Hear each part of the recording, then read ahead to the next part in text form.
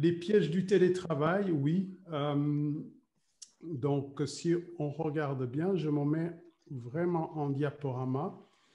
Voilà, mon prénom, en fait, c'est Norbert Sabimana. Je suis d'origine rwandaise, d'accord, et je vis en Belgique. Donc, ça fait maintenant plus d'une trentaine d'années que je vis en Belgique. J'ai 50 ans. Et alors, ça, c'est quelque part le moi aujourd'hui. Mais il fut un temps, cette photo que vous voyez là, eh bien, c'était, vous voyez le petit garçon avec beaucoup de cheveux. C'est juste pour montrer le contraste. Le petit garçon en bas, celui en bas, hein, le plus beau là. Eh bien, celui-là, c'est moi. Je devais avoir 2 ans certainement, c'est au Rwanda. Et pourquoi est-ce que j'ai mis cette photo? Parce que dans mon histoire, en fait, étant d'origine rwandaise, eh bien, les 2 personnes que vous voyez, c'est mon grand frère et moi. C'est nous 2 qui sommes encore en vie dans cette aventure de la vie.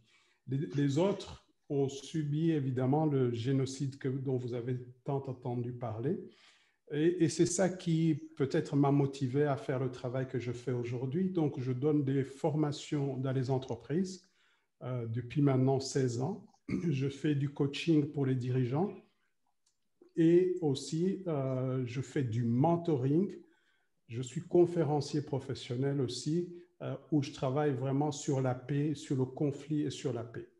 Voilà, comme ça en quelques mots. Et pour donner juste quelques indications, je travaille par exemple principalement avec des sociétés commerciales comme MediaMarkt, British American Tobacco, Unife, c'est le lobbying de l'industrie du rail, et Mansura pour lequel j'interviens dans des situations de crise. Et je travaille aussi avec des grands groupes qui interviennent sur des grands marchés comme des marchés européens, comme Wolters Kluwer pour lequel je donne la négociation, IFE avec lequel je travaille beaucoup avec le Parlement européen, Greenhouse, etc. Et alors, ça, c'est les institutions, je dirais, où je donne des cours aujourd'hui dans la Cour européenne de justice. Je fais partie des 4 formateurs qui donnent du management. Et à l'université de Namur, je donnais des cours, mais plutôt pour les professeurs. Et voilà, et le SPF Finance, etc. Là, on est en Belgique. Comme ça, vous avez une vision globale. Maintenant, j'aimerais savoir, moi, qui vous êtes, vous, parce que, en effet, quand on parle du télétravail, eh bien, c'est très différent d'une personne à l'autre. Et j'aimerais savoir, on va utiliser le chat parce que j'aurais voulu utiliser le sondage, mais j'ai vu que ça ne fonctionnait pas. Qui parmi vous, en fait, est indépendant? Si vous êtes indépendant, vous mettez moi, ou yes, je ne sais pas quoi. Qui est indépendant? Donc, Céline, oui. Olivier, dirigeant de ma société indépendante. Donc, on a 4 indépendants quand même, dirigeants de société. Et donc, indépendant à titre complémentaire, sinon employé, Vassilis, d'accord. Indépendant, Caroline, d'accord. Donc, on a affaire à des indépendants pour la plupart, en cours d'installation, Pauline. OK, on est alors dans un public qui est plus facilement télétravail. Est-ce que je vais poser une autre question? Pour ceux qui faisaient déjà du télétravail avant le Covid, est-ce que vous pouvez inscrire simplement le chiffre 1? Si vous faisiez le télétravail avant le Covid, est-ce que vous pouvez tout simplement inscrire le chiffre 1? D'accord, donc on a Céline. Les autres, apparemment, c'est tout nouveau, ça vient d'arriver. Eh bien, ça donne une indication, mais de façon moins systématique, Olivier. Oui, je comprends. Et eh bien, pour l'instant, en fait, c'est bien que je puisse savoir tout cela pour savoir à qui je m'adresse, parce que que vous soyez indépendant ou bien employé, c'est différent. Et que vous soyez manager, au quoi là, c'est encore différent. Très bien, merci, ça me donne quelques indications. Donc, je reviens sur le PowerPoint que je partage. Alors, il faut chaque fois cliquer en fait pour qu'il se remette. Alors, je vais maintenant vous Norbert, poser… Oui, Norbert, je me permets d'intervenir. C'est aussi, n'oublie pas que on est peut-être indépendant, mais on travaille aussi avec des entreprises où il y a des employés et des managers qui sont en télétravail. Donc, il n'y a pas que nous, il y a aussi tous nos clients, quoi. Ah, excellent, excellent, Alain. Et qu'est-ce que, peut-être pour comprendre ce que tu voulais dire par là, ça veut dire, si je devais le traduire?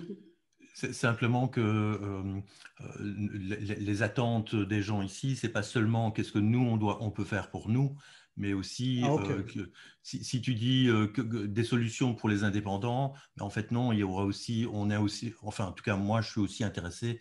C'est quoi les solutions pour un manager ou pour un employé? Tout à fait, super, merci Alain Thierry, c'est plus clair en effet. Et alors, j'ai une autre question pour vous, hein. Le télétravail maintenant à temps plein ou à temps partiel, pour l'instant nous sommes tous à temps plein. J'aimerais que vous puissiez donner une cote, comment vous le vivez en fait. Est-ce que je déteste ces zéros? Est-ce que j'adore? On va vers le 10 évidemment. Voilà, j'arrête le partage pour voir les chiffres que vous me mettez évidemment. Ah ouais, là on a des accompagnements d'entreprise, Céline, etc. 8, 6, 5, etc. Ok, je vois 0 Harlem pour ma part, d'accord. 10, mais en excès. Voilà, là, il y a des indications assez claires, donc on a un panel assez large. Alors, je vois déjà Céline qui dit « Mon intérêt est surtout d'intégrer la PNL à mon accompagnement en entreprise pour les managers et leurs collaborateurs. » J'ai envie de dire que la manière moi, dont je présente les choses souvent, je ne les mets pas sous label PNL. C'est vraiment, c'est assez varié. Vous allez voir, j'aurais peut-être un seul outil, mais que j'ai un tout petit peu transformé. Et le reste, c'est une approche que je conçois pour l'instant. Voilà. Alors, branché quand ils ont vu. je n'ai pas. Il y a quelqu'un qui s'est exprimé? Je n'ai pas entendu la question. Ah, d'accord. La question. Attendez, c'est quoi? Ah oui, Céline, vous n'avez pas entendu la question. La question était, quelle est votre appréciation maintenant du télétravail, donc votre ressenti entre je déteste et j'adore, donc c'était entre 0 et 10 et il fallait mettre un chiffre. Hein, Céline, c'était ça la question. Didier 3, Olivier 8, d'accord. Eh bien, 0, je déteste. 0, c'est je déteste. Okay. Merci. Oui, oui, d'accord. Très bien. Eh bien, on a une indication, en tout cas, qui nous montre un peu cet aspect du télétravail. Je poursuis maintenant. Hop, si j'y arrive. Voilà. Donc, pour que cette soirée se passe bien, tout simplement, moi, ce que j'aime, c'est vraiment que ce soit convivial. N'hésitez pas à un moment à poser une question. Sentez-vous à l'aise. Donc, ça, c'est vraiment un des principes, que ce soit un échange. C'est qui? C'est juste que Florence avait son micro ouvert, je pense. Voilà.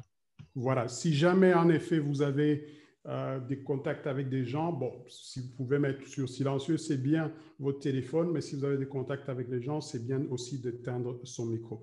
Et l'objectif vraiment ici, c'est de nous enrichir mutuellement. Il y a ce que moi, je peux apporter, mais je suis là aussi pour vous écouter parce que nous vivons cette expérience ensemble et donc, je ne me mets pas en position d'expert, je me mets en position de quelqu'un qui accompagne des gens. Pour vous donner un contexte, aujourd'hui, j'accompagne donc plus de 90 managers, donc 90 managers de la Cour européenne de justice, où je donne une formation justement pour aller vers le télétravail et gérer les équipes hybrides.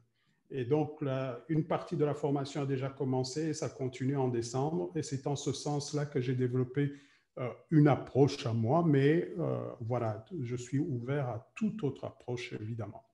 Donc, l'idée ici, en fait, c'est, si vous voyez ces 4 personnes, nous avons la dame qui a des coups de fil qui viennent de partout. Et si vous êtes, et vous serez d'accord avec moi, quand elle est travaillant, en fait, votre temps a dû s'allonger.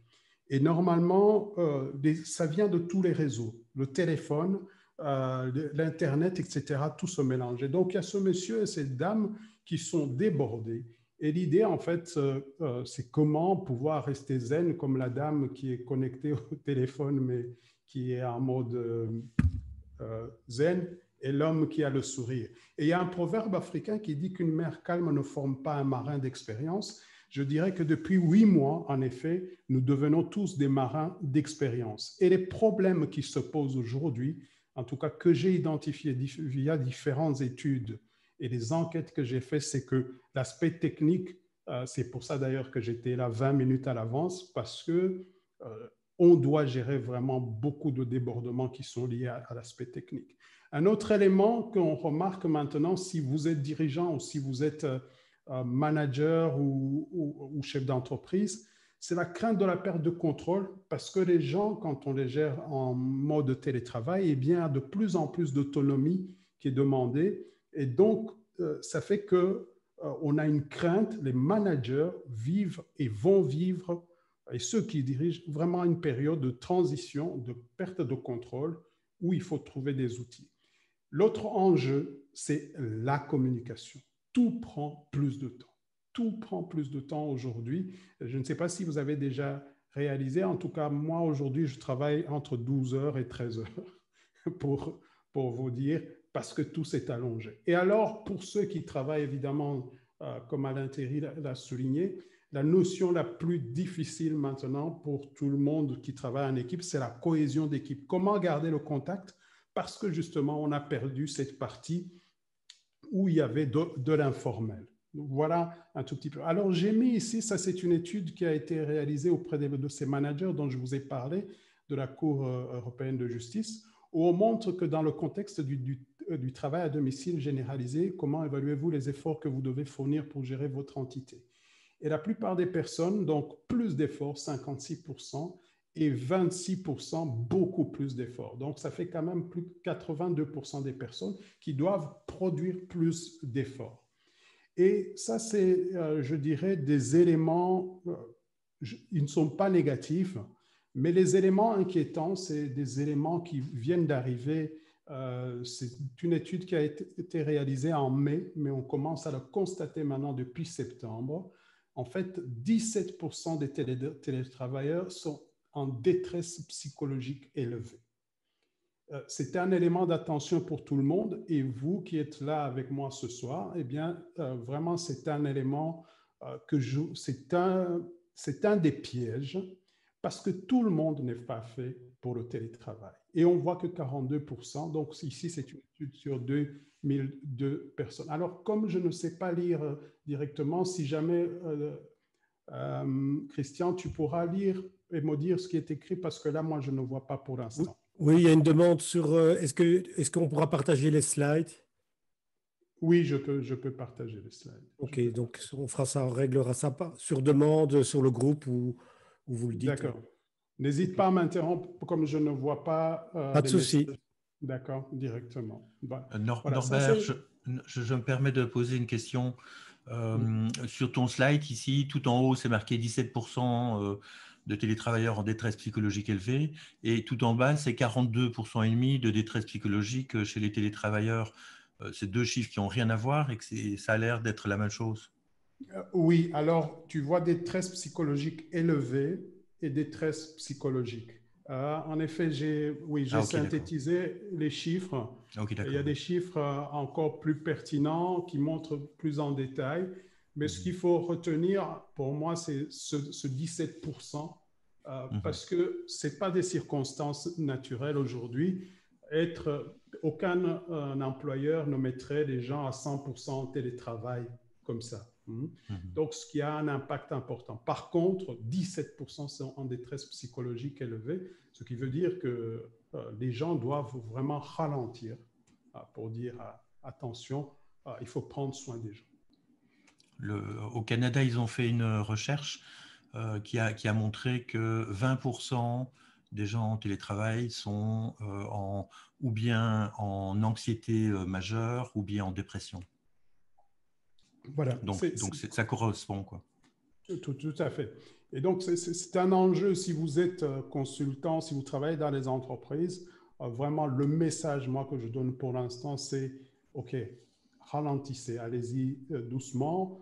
C'est vrai, vous avez des objectifs parce que les gens, on va voir ça tout de suite. Je vous montre. En fait, ça, c'est une étude qui a été faite plus tôt. Ce n'est pas ce n'est pas maintenant en 2020, mais toutes les études, en fait, montrent la même chose. C'est-à-dire que les avantages du télétravail, c'est que la productivité augmente. Et vous l'avez peut-être constaté, si je vous pose la question, je vais vous poser la question d'ici quelques minutes, combien de temps vous travaillez.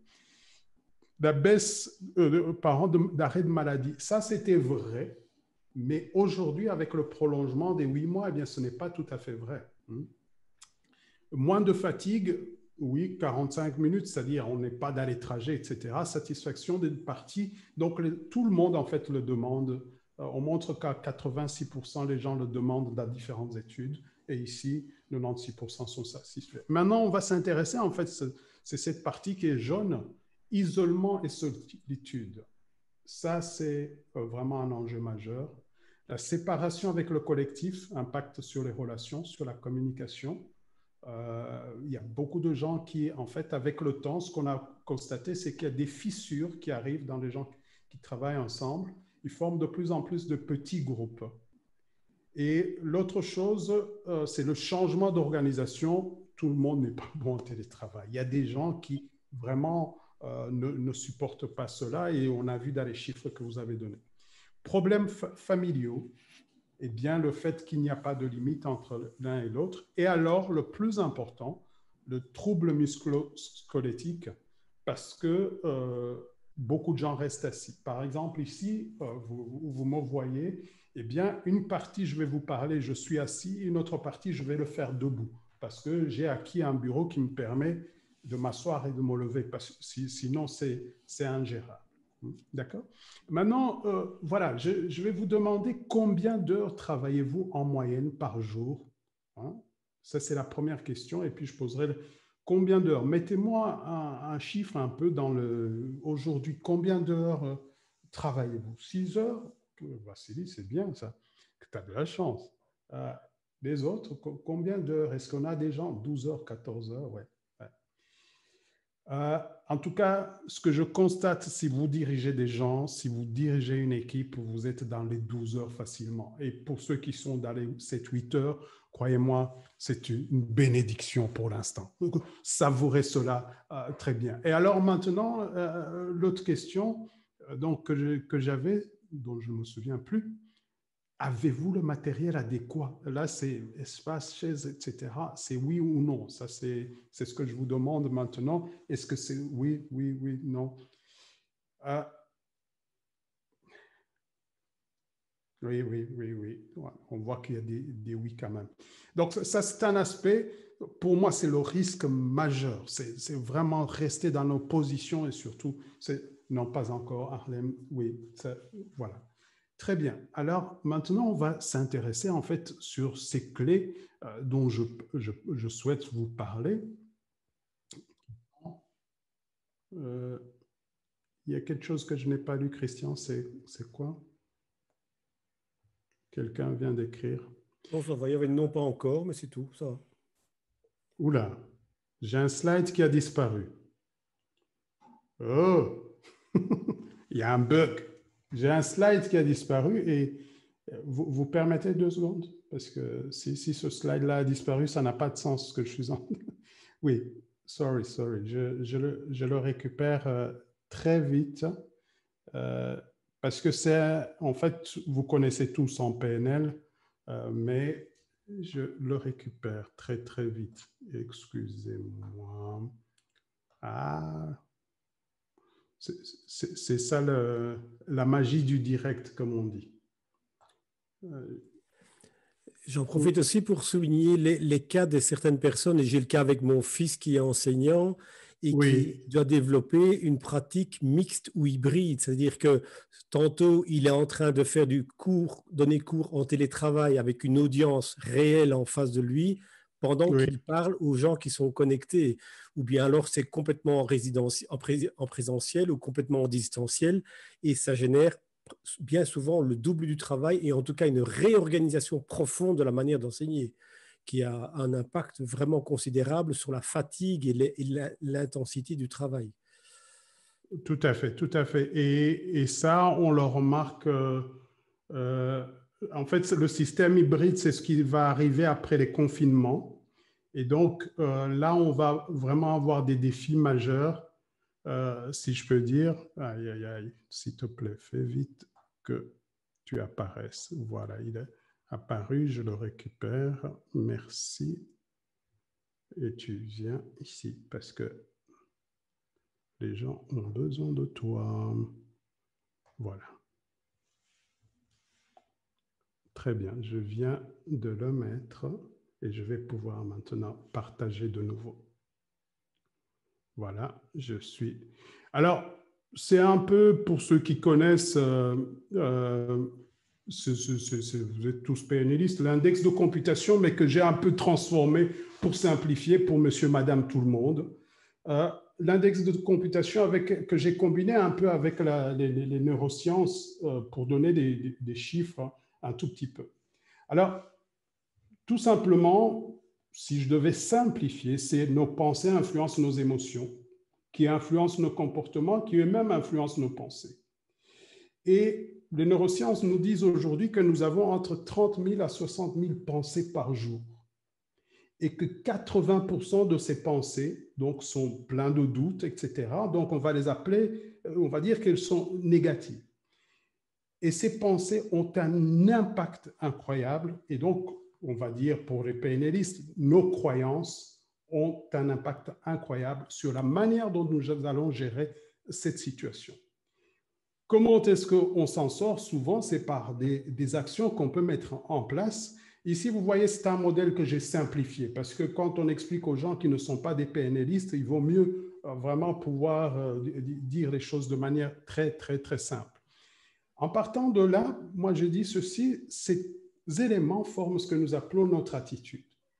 Et la question qui va être importante, je dirais, c'est notre attitude. Alors la première clé qui est simple, que nous pouvons appliquer tous les jours, et c'est comme ça que j'essaie de l'apporter en tout cas dans les entreprises, c'est de voir, tiens, où est le focus des personnes? Est-ce qu'ils sont en train de voir le drame qui nous arrive, même à travers les mots qu'ils utilisent tous les jours, ou est-ce qu'ils sont en train de voir l'opportunité qu'il peut y avoir?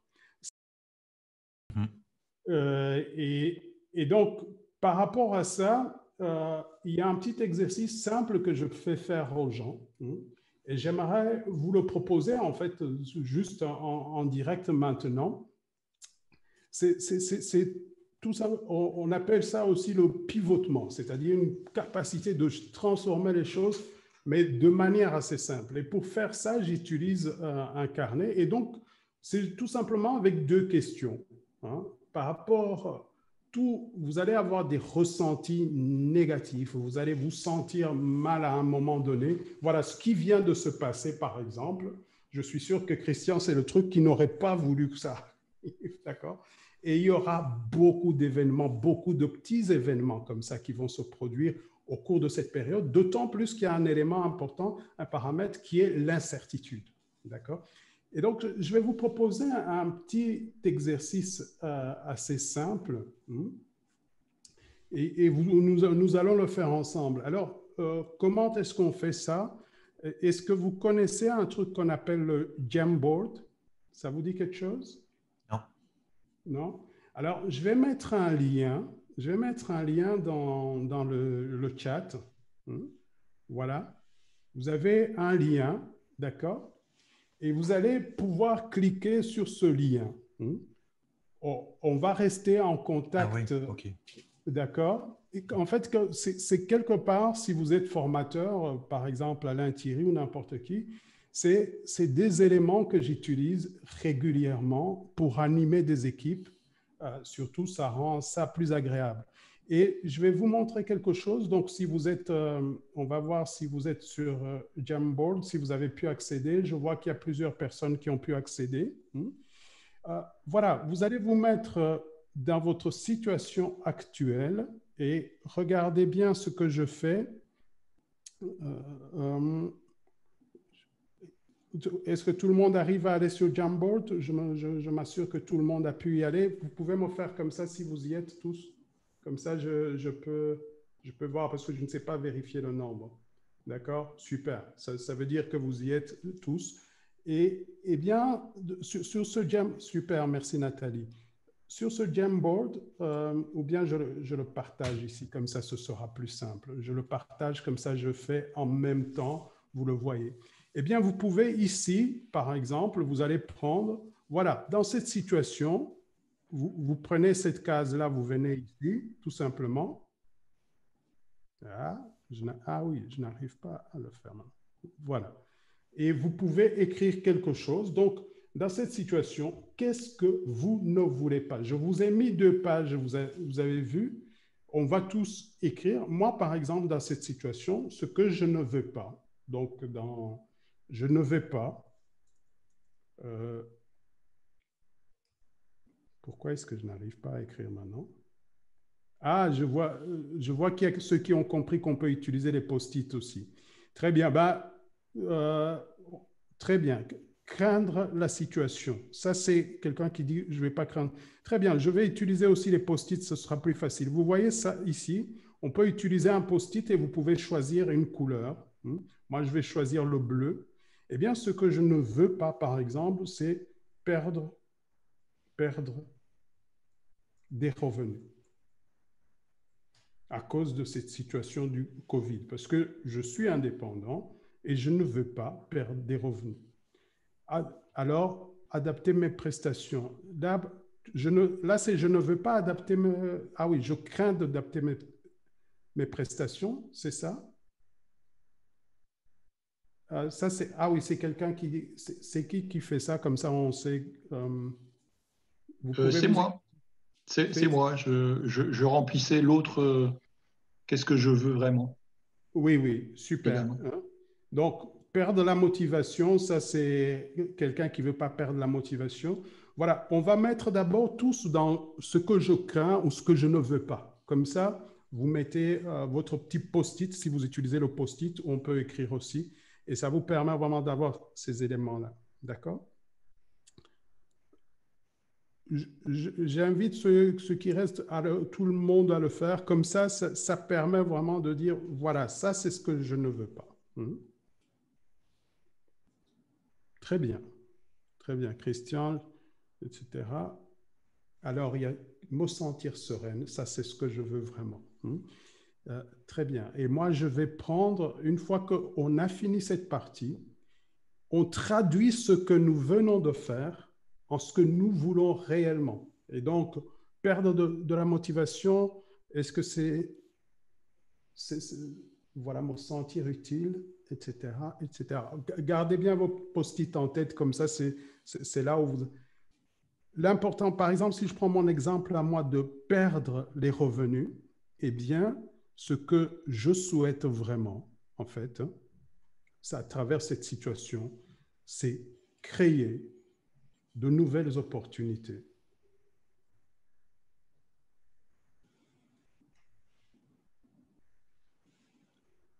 Et en fait, créer de nouvelles opportunités, ça c'est pour moi. Ça c'est...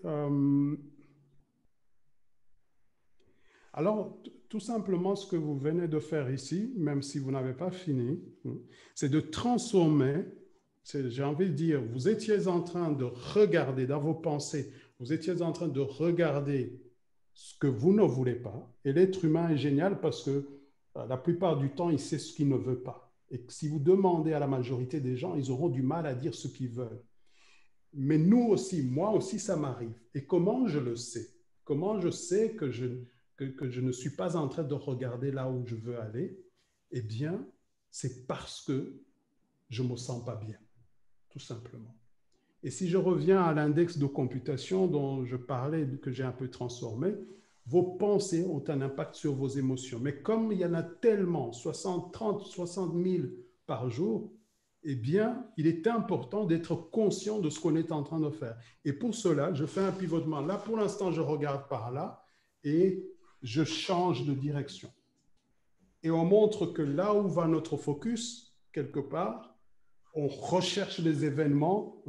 Et donc ici, ce que je veux, en fait, c'est créer de nouvelles opportunités. Et alors, pour transformer ça de manière concrète, en fait, merci en tout cas pour votre petit travail, vous pouvez encore rajouter, mais c'est juste pour vous montrer cet exemple dont j'étais en train de... Que ce soit si vous êtes coach ou quoi, l'important c'est de faire pivoter une personne et regarder vers où elle veut aller. Parce que souvent, elle regarde dans le rétroviseur.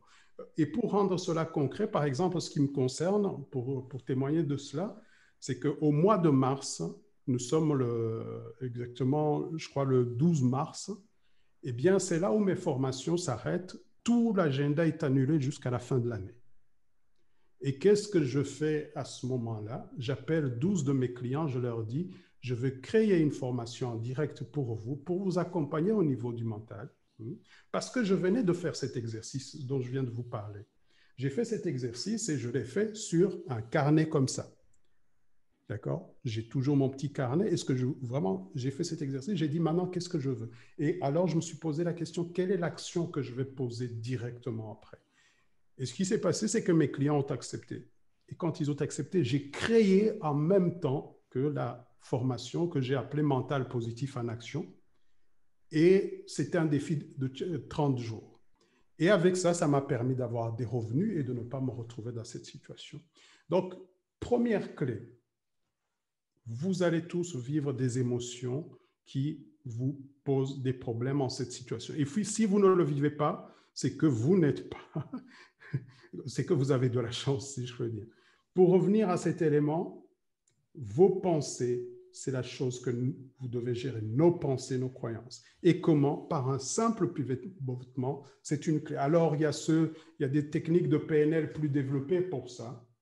Mais comme moi, je m'adresse à des gens qui ne sont pas PNListes, je me suis assuré que je trouve des solutions simples comme celle-ci. Qu'est-ce que je ne veux pas? Qu'est-ce que je crains? Et je transforme. Et après, la question qui se pose, c'est quelle est l'action que je vais poser en premier lieu pour aller vers ce que je veux? Norbert, j'ai une question.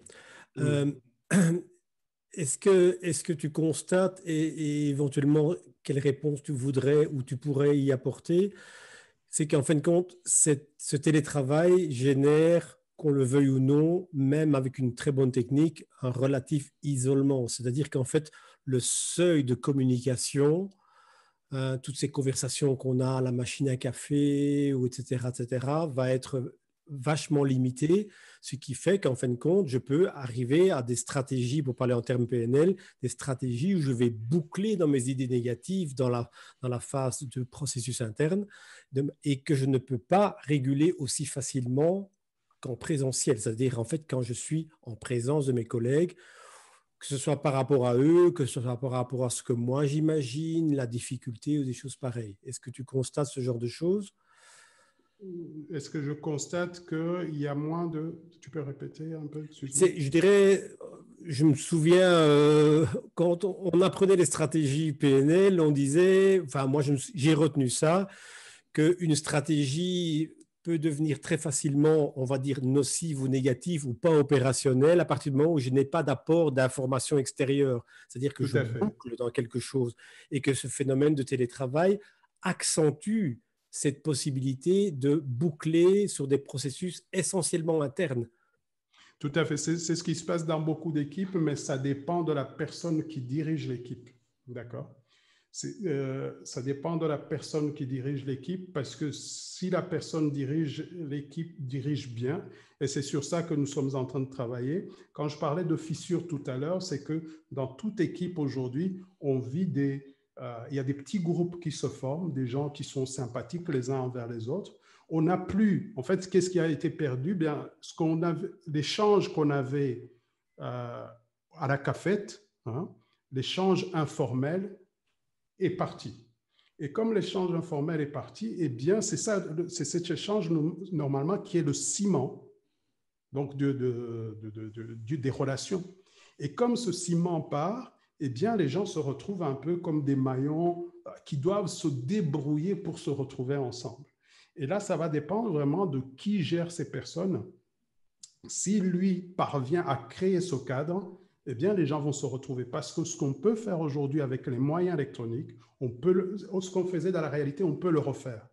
Mais souvent, c'est la crainte de la technique. Donc oui, pour te répondre à ta question, on constate ça. On estime que quand même dans la communication informelle, ça compte pour à peu près 20 à 30%. Et si ça c'est parti, eh bien c'est remplacé par exemple par les emails. Et en fait, c'est mon point suivant. C'est le point suivant, si tu me permets, Christian. Je passe à ce point parce que c'est le nouveau challenge, en fait.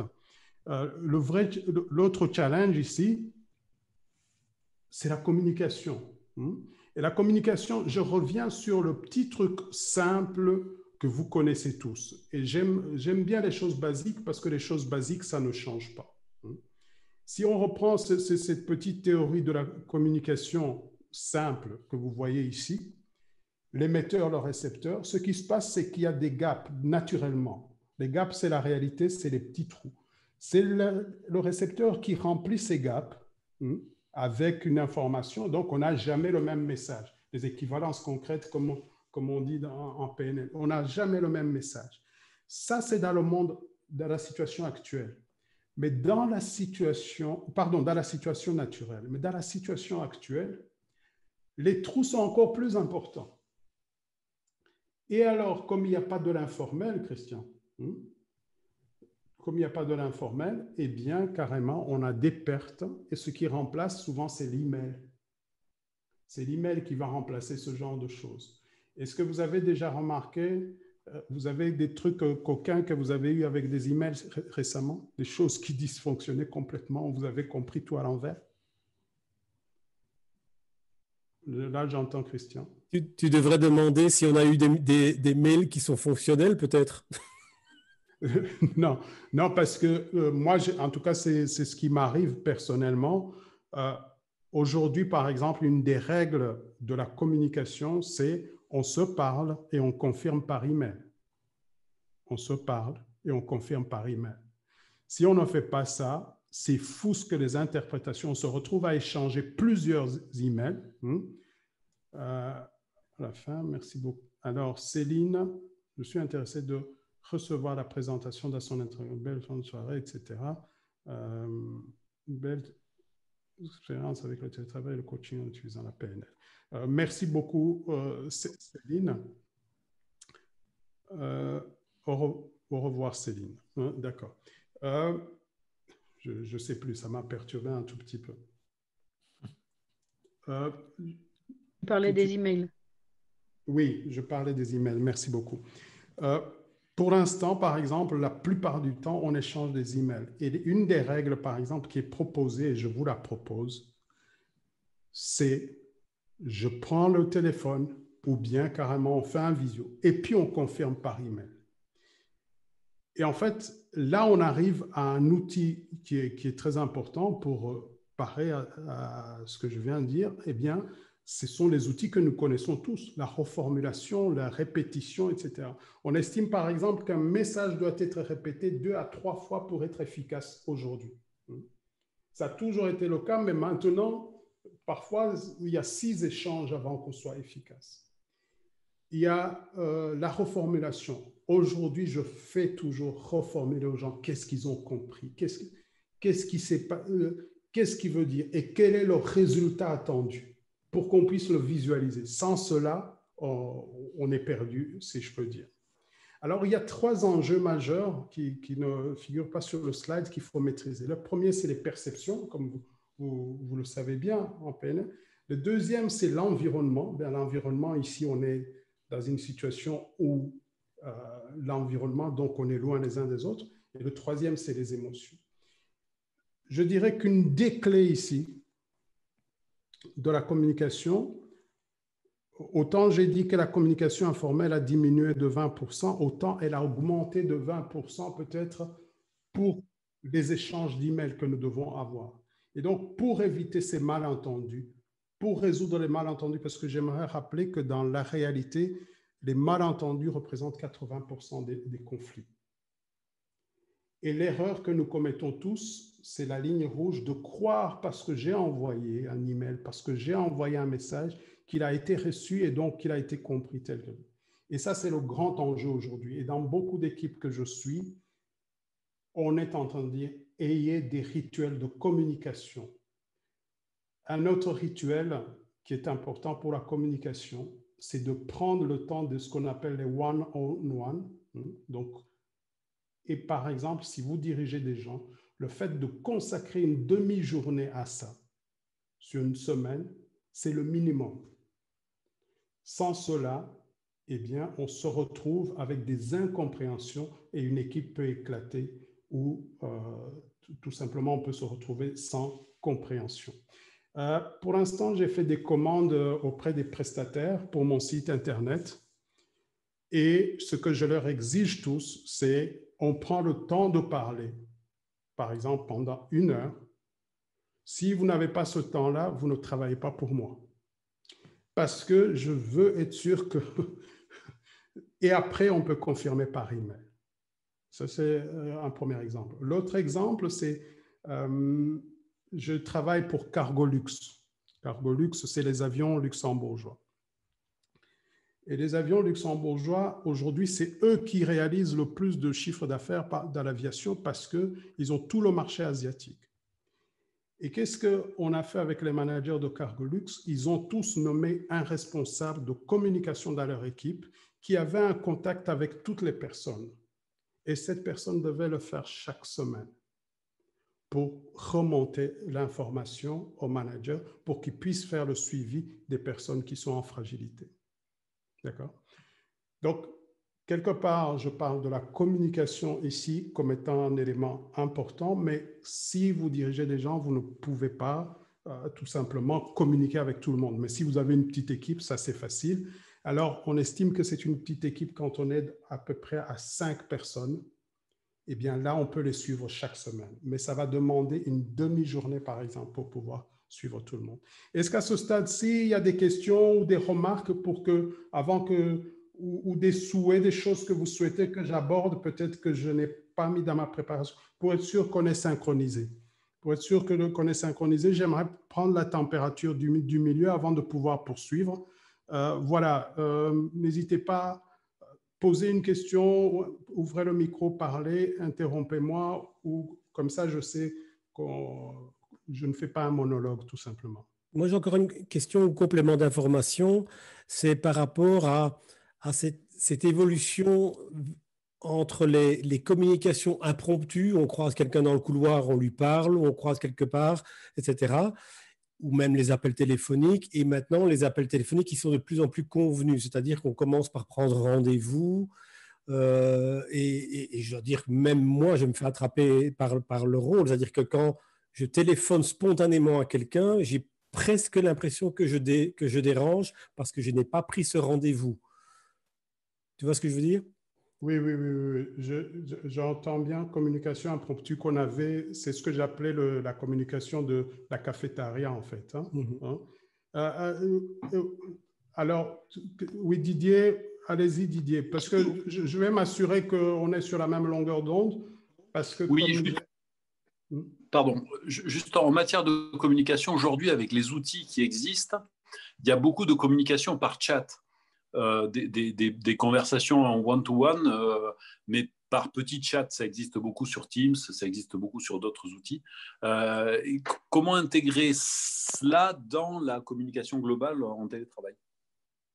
Comment l'intégrer dans la communication globale? Oui. Alors, moi, j'ai un partage d'expérience, si ça peut intéresser le groupe, oui, sur ces communications informelles, justement. Ce point-là au café qu'on a tous perdu par le confinement, le premier puis le second, où ça ne va moins de soi, où ça va moins de soi. Ce qu'on a fait dans la boîte dans laquelle je bosse, c'est de créer un café virtuel.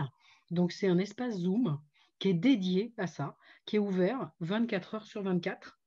Et on a à côté de ça une sorte de messagerie instantanée interne dans laquelle on peut dire, tiens, coucou, je vais prendre un café, qui est dispo pour venir? Et donc, ceux qui sont disponibles peuvent répondre spontanément, tiens, on s'y rejoint et on se retrouve dans une salle Zoom.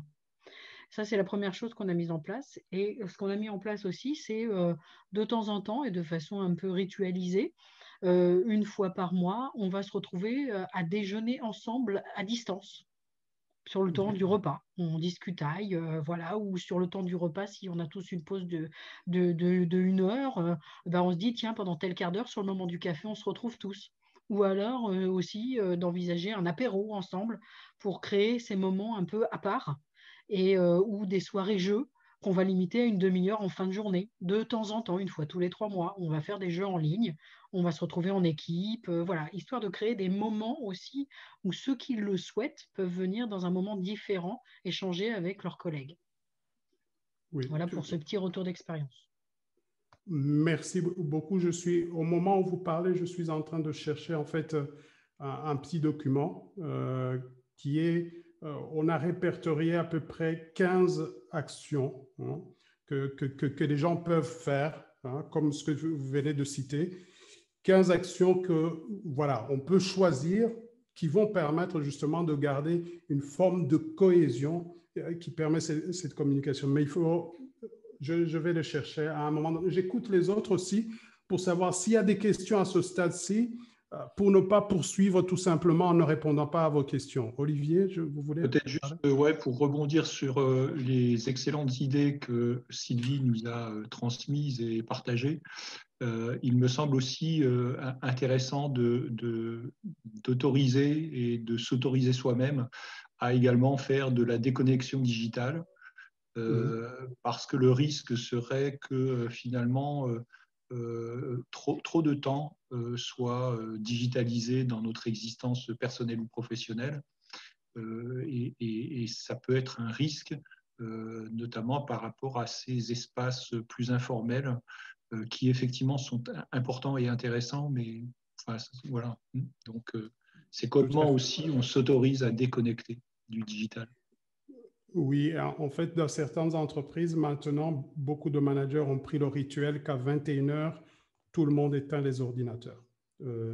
Et alors, pour les emails, ils doivent utiliser des options d'email. Vous voyez que vous écrivez l'email à 21h, mais l'email est envoyé à 7h. C'est-à-dire pour ne pas polluer la nuit des gens, parce qu'il y a des gens qui ne résisteront pas à ce genre de choses. Ouais. C'est le principe de l'exemplarité des managers. Tout à fait, tout à fait. Et donc, ça c'est vraiment... je vous partage un petit document comme ça que j'ai... donc, je ne sais pas si vous voyez bien. En fait, ça, c'est un petit sondage que je fais auprès de... Attendez, j'agrandis un peu pour que vous voyez ça. Voilà. En fait, c'est pour permettre aux gens de savoir qu'est-ce qu'ils font dans leurs équipes une fois qu'on... Et donc, j'utilise ça comme sondage que je fais sur Zoom. Est-ce que vous avez des moments de partage informel, des moments ludiques et des moments festifs, anniversaires? Donc, ça correspond à ce que tu disais, n'est-ce pas? J'ai oublié le prénom, excuse-moi. Sylvie, oui, tout à fait. Voilà. Des moments d'échange de bonnes pratiques. Des moments de partage de succès de l'équipe. Et Curia, ici, c'est la Cour européenne de justice, puisque c'est eux que j'accompagne pour l'instant. Le fait de définir ensemble des projets d'équipe avec les gens, ça aussi, ça permet de ne pas perdre le contact. Des visites virtuelles des chefs. Alors, ici, j'aime citer l'image de Winston Churchill pendant la Deuxième Guerre mondiale, qui va voir les soldats et qui prend le fusil avec eux, etc. Le fait qu'un chef ou un responsable arrive dans une réunion où il ne doit pas être, etc., pour savoir comment vont les gens, ça a un impact incroyable. Les prises de température, météo, check-in, check-out dans des réunions, ça, souvent, on ne le fait pas, mais on ne sait pas ce que les gens vivent. Des communications de la vision du futur, etc., des communications des rôles de chacun. Ce que j'ai mis en bleu, en fait, c'est les incontournables. Le fait de faire des team building, les mises à disposition des agendas partagés, qui sont partagés, je peux mettre le S, ça peut être intéressant. Un responsable alors des kick-off meetings, par exemple, de 15 minutes par jour, chaque semaine, 20 minutes ensemble, chacun exprime les éléments importants de la semaine passée, défis ou succès, et ceux de cette semaine. La créativité collective, évidemment, brainstorming. Il y a un exercice que j'anime qui s'appelle le U-Square, de brainstorming. Et la charte de fonctionnement, etc., c'est pour un autre cours que je donne à Beauzac où j'ai un modèle de charte de fonctionnement. Voilà, sur tous ces éléments, en fait, nous, ce que nous faisons, nous mettons à disposition des fiches pour que les gens puissent vraiment développer ce genre de choses dans leurs équipes. Donc, c'est des choses qui peuvent être inspirantes pour la plupart d'entre vous. Et alors, il y a ce que j'appelle le feedback sandwich. Ça, c'est ce que j'installe maintenant dans les équipes. C'est-à-dire, en fait, c'est un exercice où on se dit, vous connaissez le sandwich, c'est simple, ce qui va bien, ce qu'on a amélioré et concrètement, qu'est-ce qu'on a amélioré. Et les gens doivent faire ça chaque mois, même quand il n'y a pas de problème, avec une personne différente. Et alors, quand il y a une certaine régularité, c'est fou ce que ces équipes-là restent connectées. Voilà un peu. Didier, je vois que vous voulez la parole. Oui, Didier? Didier? Non, j'avais oublié de baisser la main, excuse-moi. D'accord. Voilà. Moi, j'avais quelque chose à ajouter parce que j'observe mon épouse qui travaille en télétravail avec une équipe d'une dizaine de personnes. Il y a quelque chose que je trouve à la fois admirable et super intéressant en termes d'outils de cohésion, je vais dire. C'est-à-dire qu'en fait, elle a intégré largement toutes les perturbations extérieures quand on entend un enfant qui crie, un enfant qui joue, qui apporte quelque chose, etc., etc.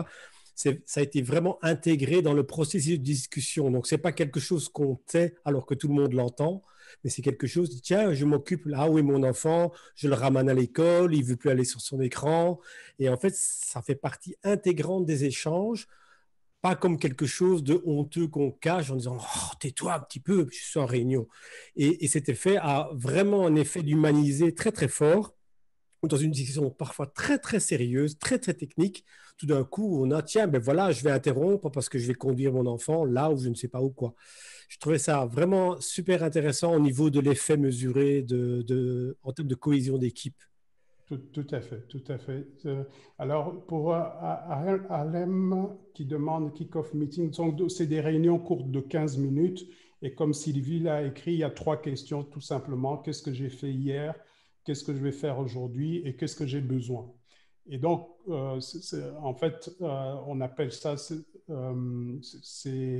comment? Ça vient de la méthode Scrum.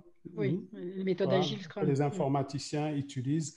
Et ça, c'est très efficace pour les équipes. Par exemple, je suis une équipe, ils font ça tous les matins. Ce n'est pas une équipe informatique. Et il y en a un qui partage une citation inspirante de la journée.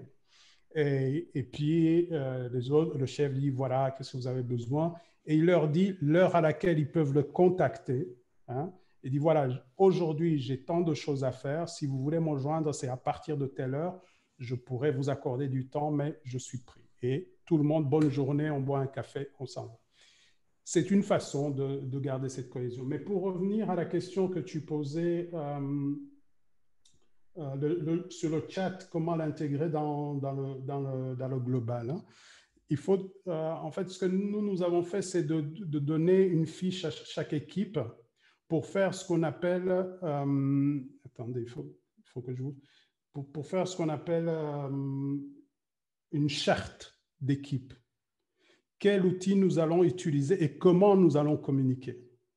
Parce que si je vous envoie dans le chat et puis que je vous envoie un email, on est perdu à la fin d'un certain temps puisque les messages ils sont abondants. Si vous avez 50 mails par jour plus les chats, vous êtes perdu.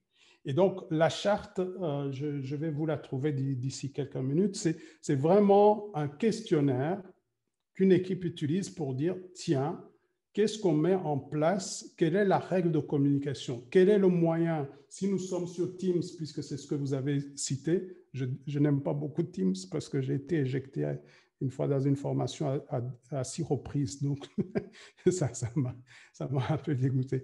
Donc, eh bien, dans ce cas-là, c'est qu'est-ce qu'on met dans le chat? Qu'est-ce qu'on fait par email? Et quelle est la règle? Par exemple, la fameuse règle, on se parle et puis après, on échange par mail. Beaucoup ont mis en place des WhatsApp, etc. À partir du moment où on est d'accord sur comment on fonctionne, et c'est là où ça devient intéressant. Et c'est le point suivant, justement, que je vais voir, va répondre un peu à cette question. Et alors, ce que, Christian, tu avais dit, des communications impromptues. En effet, aujourd'hui, ce que je fais, moi, quand je vais parler à quelqu'un, je lui envoie toujours un élément en disant « Quelle est l'heure qui te convient entre tel moment et tel moment ?» Je ne sais pas si... Hein, est-ce que tu as du temps plutôt le matin ou l'après-midi pour qu'on puisse se parler? Ou est-ce que tu as le temps entre telle heure et telle heure? Comme ça, on cale un truc. En effet, les communications impromptues, ça devient difficile à gérer. Je dois vous laisser, Pauline. Merci, Pauline. Et donc, quelque part, ce qui est bien, c'est que ça régule aussi la communication. On est clair, Christian, avant de commencer. Alors, je vais poursuivre parce que je vois quand même que le temps avance. Comme ça. Alors, l'autre élément que je voulais mettre en exergue, c'est est-ce que vous connaissez ce qu'on appelle la roue de Deming? Ça vous parle? Ça parle à quelqu'un? Oui. Oui.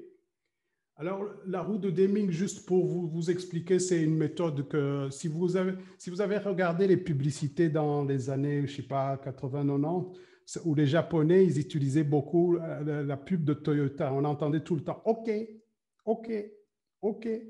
Et ces publicités-là, en fait, c'est une méthode qui est utilisée pour la qualité.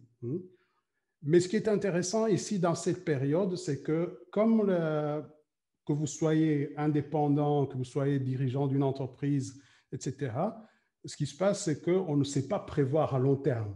D'accord? Comme on ne sait pas prévoir, donc on est dans l'incertitude. Et cette roue-ci, en fait, ce qui est intéressant, c'est la cale que vous voyez. C'est-à-dire qu'on va utiliser les expériences qu'on vit aujourd'hui pour ne pas revenir en arrière. Donc, tout simplement, on fixe un objectif, plan. On fait la chose sur le terrain. Vous avez testé pas mal de choses depuis le mois de mars. On vérifie si ça fonctionne. Et puis, on améliore, on change quelque chose. En fait, cette histoire de progression fait qu'on ne doit pas être parfait. Et en fait, c'est une philosophie vraiment, on parle aussi de la théorie des petits pas ou du modèle Kaizen pour justement gérer cette situation. C'est par petits coups. Peut-être pour exprimer encore mieux cela, voici, j'aimerais vous partager une histoire, peut-être ça va vous parler. C'est un certain Terry Fox.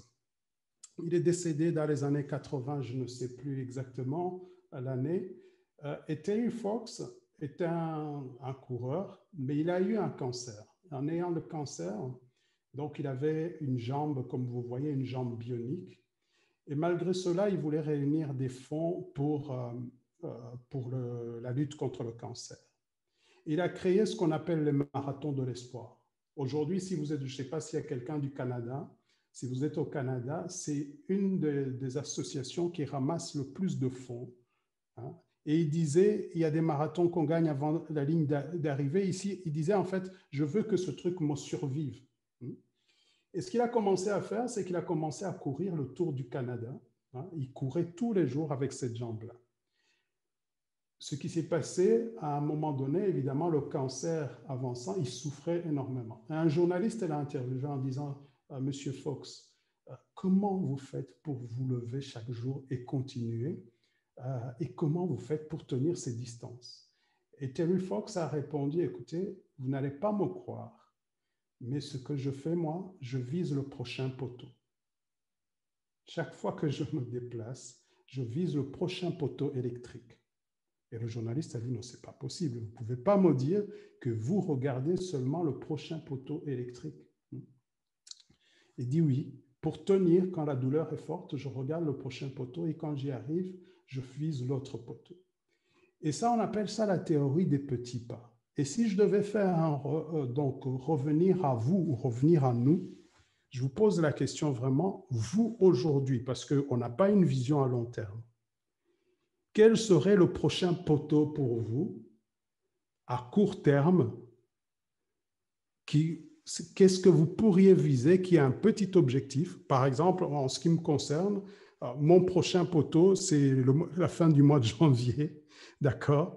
Parce qu'aujourd'hui, je sais que j'ai rempli mon agenda jusqu'à la fin du mois de janvier et je sais que ce que je suis en train de faire aujourd'hui, c'est pour après. Mais ma vision n'est que jusqu'en janvier. D'accord? Et c'est là où je vous pose la question, juste si vous pourriez, voilà, ça peut être un mot-clé tout simplement, hein, mais pour savoir si on est ensemble, quel est votre prochain poteau, vous, électrique? Vous n'êtes pas obligé de dire le problème, juste écrire, ça peut être, moi je vous dis c'est janvier, ça peut être le mot-clé janvier. Et vous, ce serait quoi votre prochain poteau électrique? Je regarde dans les chats pour voir s'il y a des gens. Je vous laisse une bonne minute. Cours en ligne. Site web.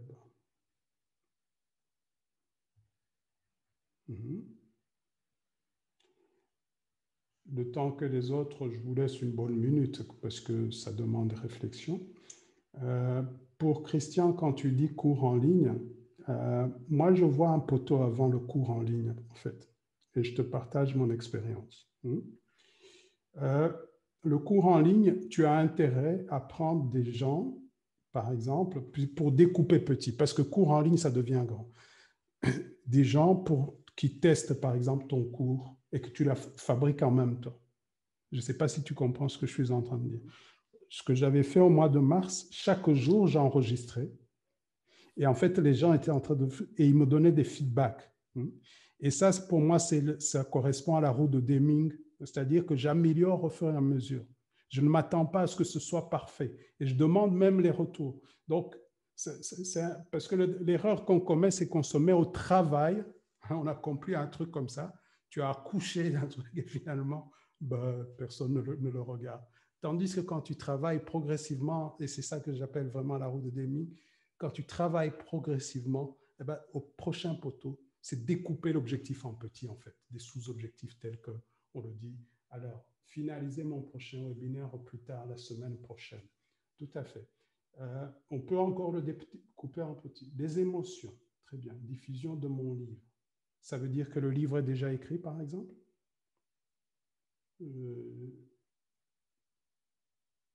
Ouais.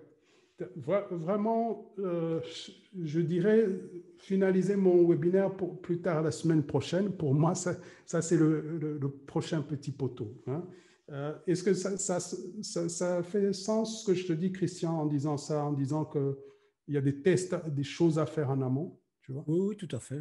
Je suis déjà avancé, mais oui. Oui, et je dis ça parce que dans la vente, j'ai réalisé que dans la vente, parfois on a préparé un gros truc et puis on se rend compte en fait, c'est parce que ça me plaisait. Mais la vie des autres peut être intéressante. Donc cette méthode est aussi utilisée pour la procrastination, je crois. Excellent. Excellent. Alors, merci Véronique, paf, dans les mâchoires. Excellent. Oui, mais ici, quand même, c'est des actions, de petites actions, Véronique. Je ne parle pas de ne pas faire, mais je parle de faire des petites choses progressivement. C'est ça que... Harlem, quel est le titre, hein? Voilà, le prochain poteau que Alain Thierry te fixe, c'est quel est le titre? Avant de le diffuser, je suppose. Voilà. Donc, je vais poursuivre encore après cette histoire de mon cher ami, donc Terry Fox. Et alors, quelque chose que j'ai trouvé essentiel, ça c'est une méthode que j'appelle le 50-20-50. Ça c'est vraiment pour vous alimenter. Regardez bien ce qui se passe pour l'instant, si vous êtes d'accord avec moi, en tout cas si vous travaillez plus de 10 heures, vous êtes sollicité tout le temps. Les choses s'enchaînent les unes après les autres. Et ce que je remarque sur le terrain, dans le télétravail, c'est que les gens n'ont pas le temps, le backup, pour respirer et pour prendre du recul. Alors, ce que je propose aux gens de mon côté, c'est de leur dire, voilà, il y a une méthode, vous connaissez le fameux coach Tony Robbins, il utilise beaucoup ça. C'est le matin, par exemple, au réveil, de se réserver 100 minutes. D'accord? Ça peut être avant que les enfants n'aillent à l'école, ça peut être, en tout cas, le moment où on n'est pas encore sollicité énormément. C'est-à-dire les 50 premières minutes, moi je le fais, j'utilise le chrono, d'accord? Et au début des 50 minutes, Donc, je mets un chrono de 50 minutes, je me pose la question, qu'est-ce que je veux avoir atteint comme résultat après mes 50 minutes? Souvent, c'est je veux avoir fait ce rapport, je veux avoir fait, je ne sais pas, créer cette structure de formation, etc. Et en fait, le fait de faire des temps courts, le cerveau reçoit le message que, voilà, on doit accomplir, il y a un challenge, c'est intéressant. Et après 50 minutes, quoi qu'il arrive, je fais une pause de 20 minutes où je regarde des messages, etc. Après, je recommence un sprint de 50 minutes. Je peux vous dire que si vous faites 100 minutes concentrées sur une journée, le reste, vous pouvez le faire en freestyle et être bien parce que vous avez accompli l'essentiel. Donc ici, c'est qui bâtit, l'architecte d'un rêve qui bâtit signifie mon livre arabe. OK. Donc ici, c'est une méthode, je dirais, que je partage aussi comme avec les gens qui dirigent, qui est où est-ce que tu peux prendre tes 100 minutes sur ta journée. Si tu ne peux pas, c'est 50 minutes seulement, ou vraiment, on appelle ça le me time, un temps pour moi. Un temps pour moi où je fais l'essentiel de ce que je veux accomplir. Et souvent, je dis 3 objectifs à fixer sur ta journée et tu fais les 50 minutes et puis encore les 50 minutes. Après, vous pouvez être sollicité dans tous les sens. La technique Pomodoro, là, c'est en fait Pomodoro, là, c'est 25 minutes, 25 ou 30 minutes, si je me rappelle bien. C'est bien, mais ça ne me correspond pas personnellement.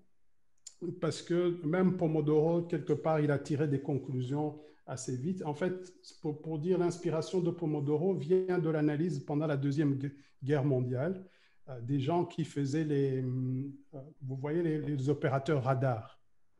On regardait les opérateurs radar pour voir la concentration qu'ils pouvaient garder pendant combien de temps. Et on a réalisé qu'ils peuvent garder une concentration de 30 minutes, qu'au-delà de 30 minutes, en fait, leurs erreurs augmentaient de 15%. Ce qui veut dire que voilà, un être humain se concentre sur 30 minutes, le taux d'attention a baissé. Mais quand on travaille de manière efficace, 50 minutes, c'est bon. Je crois qu'une étude parle de 53 minutes exactement, mais je n'ai pas les chiffres exacts. Donc ici, pourquoi est-ce que je parle de ça? C'est une des clés pour rester efficace, pour rester focalisé, parce que sinon, on va être amené par la vague et on perd le fil. Et ce qui se passe, c'est qu'à la fin de la journée, on se sent mal parce qu'on ne sait pas exactement ce qu'on a fait. On ne sait pas si on a fait l'essentiel. Et puis, en se sentant mal, on dort mal, etc., etc. Et donc, on peut entrer dans un cercle vicieux, si je peux dire. Je poursuis un tout petit peu. Donc, ça, c'était une clé qui me semble importante. Donc, 50 minutes, une pause, 50 minutes. Avec le chrono. Et alors, ce qui est intéressant, c'est d'informer, par exemple, tous les gens aux alentours et leur dire, voilà, je suis en train de faire mon sprint. Et quand les gens le savent, moi, là, je suis dans mon bureau, quand mes enfants arrivent, ils me regardent, ils savent que je suis dans mes 50 minutes et donc ils peuvent venir par après. Et même quand je fonctionne avec d'autres formateurs, c'est comme ça que nous opérons quand nous voulons de rester concentrés. Et alors, une des choses qui pour moi, en tout cas, s'est révélée essentielle au niveau de, pendant ce télétravail, je me suis mis une discipline de faire chaque jour ce que j'appelle mes gratitudes. La puissance des gratitudes, je dirais que vous ne pouvez pas la mesurer. C'est une façon de rebooster son cerveau et de savoir qu'est-ce que j'apprécie aujourd'hui. Je ne sais pas si vous voyez à la caméra, parmi mes applications, il y a une application qu'on appelle Five, que vous voyez Five, c'est 5 minutes. C'est une application que je me suis installée personnellement pour m'assurer que chaque jour, je fais mes gratitudes. Je peux même mettre une photo, une citation. Il y a toujours une citation. C'est une façon de garder, si je reviens à ce que j'ai dit au préalable, un mental positif dans ce genre de situation.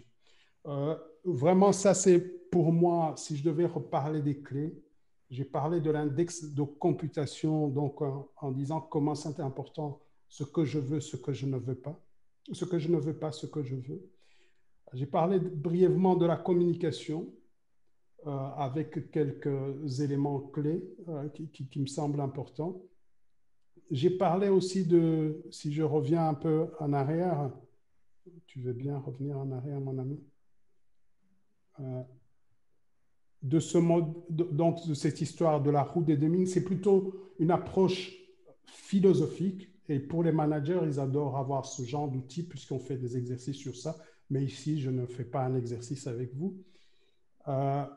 Voilà, l'histoire de Terry Fox. Vous pouvez faire la recherche sur Internet. Vous allez voir qui est Terry Fox. Vous verrez que c'est une des fondations mais c'est l'état d'esprit vraiment dans lequel il faut être, de développer, comme je disais à Christian, tiens, des petits pas.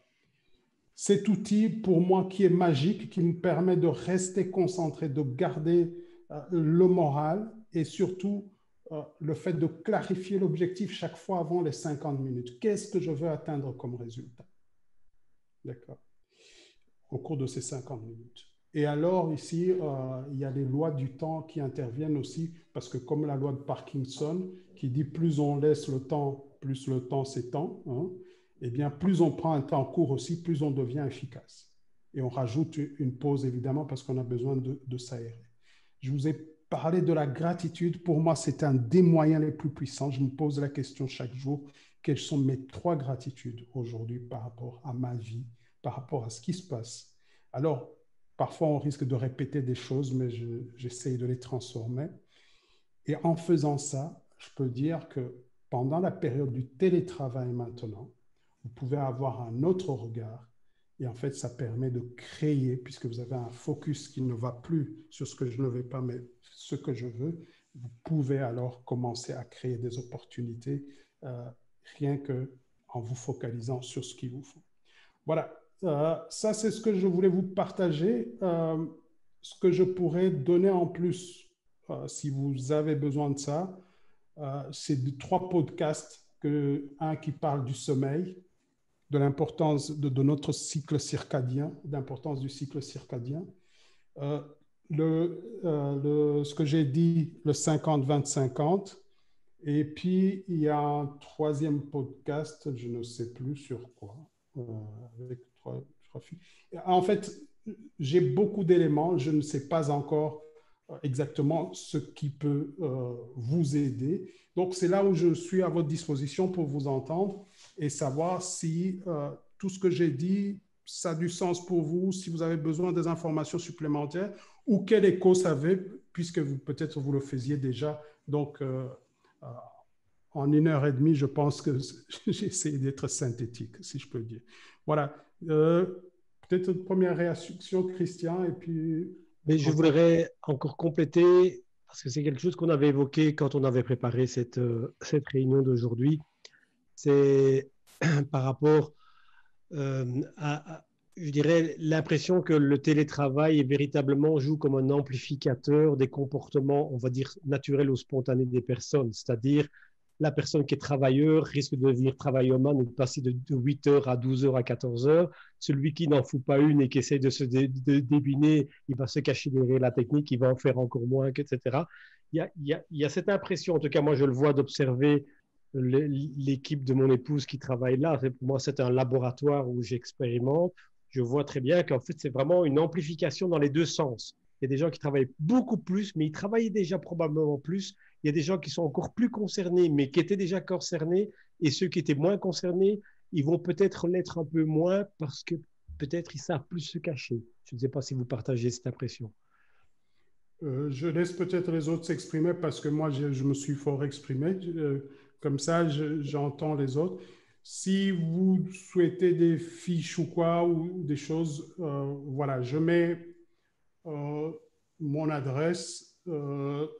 C'est gratuit, ça ne coûte rien ce que j'envoie aux gens. Et puis, voilà. Comme ça, si ça peut vous servir en cette période, tant mieux. Je ne sais pas, avant que je souhaite peut-être entendre d'autres personnes parce que vous vivez la même expérience que moi. Moi, pour l'instant, je travaille dessus, mais entendre d'autres, ce sera intéressant. Alain, peut-être? Ah oui, c'est branché ça. Oui, en fait, j'ai bien aimé ce que tu as dit, de différents aspects. D'autres aspects m'ont intéressé avec mes clients parce qu'en fait, je suis psy de formation et en discussion entre psy, l'idée des gens qui sont en difficulté psychologique grave m'inquiète beaucoup. J'ai tous mes collègues qui sont en surcharge de travail pour l'instant, les consultations qui explosent. Et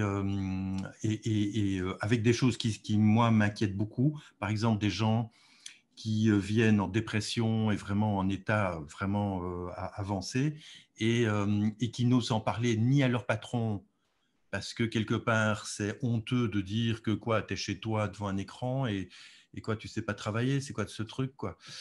Donc, ils n'osent pas le dire que ça va mal. Et pire, des fois, même aux conjoints, ils ne le disent pas. Donc, moi, j'ai rencontré plusieurs personnes qui n'osaient même pas le dire au conjoint, qui faisaient semblant que ça allait, mais au fond d'eux-mêmes, ils se liquéfiaient, quoi. Et donc, je suis très inquiet de ça. Et donc, je peux rebondir avant que tu poursuives. On est en train de créer une fiche donc, pour que les gens qui ont des personnes qui travaillent pour les personnes qui travaillent pour elles, qu'ils aient cette fiche devant elles dans un entretien pour avoir des questions type à poser pour justement débusquer ce genre de situation parce qu'un manager n'est pas formé comme nous pour poser ce genre de questions. Ouais. Donc, on est en train de travailler sur une fiche et normalement, je pense qu'on l'aura d'ici vendredi pour faire ça. Voilà, c'était… Ouais. Ça m'intéresserait que tu m'envoies une copie de ta fiche parce que c'est vraiment un sujet qui me préoccupe. Parce qu'en fait, c'est tous des gens que je connais en coaching présentiel. Et puis tout d'un coup, voilà, tous les coachings présentiels sont arrêtés. Et tout d'un coup, j'entends qu'il y a des gens qui pètent des câbles et en silence. Et donc, moi, ce qui m'intéresse aussi, c'est toutes des choses de comment on peut donner des conseils à ces gens-là pour éviter le burn-out, quoi. C'est vraiment la porte d'entrée facile pour l'instant. Les gens ne se rendent pas compte parce qu'en fait, il n'y a rien de grave, mais en fait, voilà, beaucoup ont de problèmes. Quand tu leur demandes tout va bien, oui, tout va bien, mais en fait, ils dorment mal. Ils font semblant que tout va bien avec dans la famille, mais en fait, non, ils en ont marre. Les mères qui essayent de rester gentils avec les enfants, mais qui en fait ont envie de les étrangler. Voilà, toutes des choses comme ça. Et donc, il y a aussi tous des conseils sur comment aider les gens à gérer leurs émotions tout seuls chez eux. Ça, c'est une chose. Les aider, en fait, on revient à l'index de computation que tu as amené. Hein. C'est comment ils peuvent faire pour gérer, se mettre des émotions positives, comment calmer leur cognition quand ils sont dans l'agitation et qu'ils pensent à ça, puis à ça, puis à ça, puis à ça, puis à ça, comme tu l'as dit, prendre un peu de recul et voir la vue globale et arrêter ce fameux dialogue interne, revenir un peu sur une visuelle globale. Ça, c'est vraiment important. Et alors aussi, en termes d'action, c'est carrément presque faire donner des tâches, quoi. Des petites voix, de dire, voilà… il y a des gens, voilà, ils ne sortent plus du tout, puisqu'il y a quelqu'un d'autre qui va faire les courses. Et eux, ils restent là devant leur écran toute la journée. Ils ne sont pas sortis de la journée. Et de leur dire, ben voilà, même dans le pire des cas, tu ouvres la fenêtre et tu respires de l'air frais. Tu fais du sport avec la fenêtre ouverte. Tu fais des pompages. Voilà, tu dois fatiguer tes muscles. Voilà, je réalise combien pour eux c'est très important de leur donner des consignes presque directives, quoi, des directives de dire voilà, tu dois faire ça parce que là tu vas mal et ça va mal tourner si tu n'arrêtes pas ça, quoi. J'ai une idée, je ne sais pas si je la partage maintenant, non? Ou peut-être ce qu'on peut faire, on peut en parler après. Alain. Échanger après. En fait, je t'expliquerai. Enfin, j'écoute les autres pour être sûr. Oui. Comme ça, peut-être si quelqu'un doit partir, comme ça, on a entendu son son et puis on pourra parler. Est-ce que les autres, on pourrait avoir, je ne sais pas, je vais citer les personnes comme ça. Alors, vous remarquerez qu'online, ce qui est intéressant, c'est que si vous demandez aux gens, ça prend un petit temps avant que le message arrive. Et ce qui est intéressant, c'est de nommer les personnes. Nathalie, avant que vous partiez justement, est-ce qu'on peut entendre votre voix? Vous pouvez, voilà, votre ressenti d'abord et peut-être quelque chose à partager avant que vous puissiez partir. Écoutez, déjà, merci pour ce Zoom, très intéressant. Ça donne quand même quelques pistes. Moi, je vis plutôt bien le télétravail dans mon activité de coaching. Voilà, je me suis adaptée, j'ai mis en place des rituels, j'ai mis en place finalement des petits scénarios et puis je m'autorise à les changer au fur et à mesure si je vois que ça devient inconfortable. En fait, je cherche le confort et l'alignement, on va dire, au quotidien. Et je teste les suggestions qui me sont faites un peu partout. Donc, ce soir, c'était assez riche. Donc, merci beaucoup. Il y a des choses que je vais retester, que je vais ajouter à ce que j'ai déjà. Et voilà. Super, Nathalie. En tout cas, merci beaucoup. Si toute personne qui doit partir... merci à vous. Merci. Bonne soirée, Nathalie. Bonne soirée. Oui, toute personne qui doit partir, vous allumez le micro, sinon je vous désigne tout simplement. D'accord? Donc, eh bien, moi, je vais partir non sans vous remercier. Remercier d'abord le groupe Facebook d'exister. Remercier Norbert et alors, je ne sais plus comment il s'appelle, mais le monsieur qui a coupé le fil tout à l'heure. Christian, pardon, pour cette initiative. Merci infiniment parce que c'est vraiment un vrai plaisir que de pouvoir échanger avec des pairs. Pour ça, merci beaucoup. Pour ma part, sur le contenu, je suis formée moi aux approches agiles et aux outils collaboratifs. Donc, ce sont des choses que je connaissais déjà et c'est vraiment des mines d'or. C'est des choses qui sont extrêmement complémentaires, je trouve, avec l'approche PNListe et qui permettent d'adresser ces problématiques-là et de soulager vraiment beaucoup les managers et leurs collaborateurs. Voilà, donc merci, ça prouve que ce sont vraiment de bons outils. Merci et donc à toi Norbert d'avoir eu la gentillesse d'en partager une partie. Moi je suis très fan de ces approches-là et voilà, donc merci pour ce partage et pour ce moment dédié à tout ça. Et je vous souhaite une excellente soirée. Excellente soirée, Sylvie.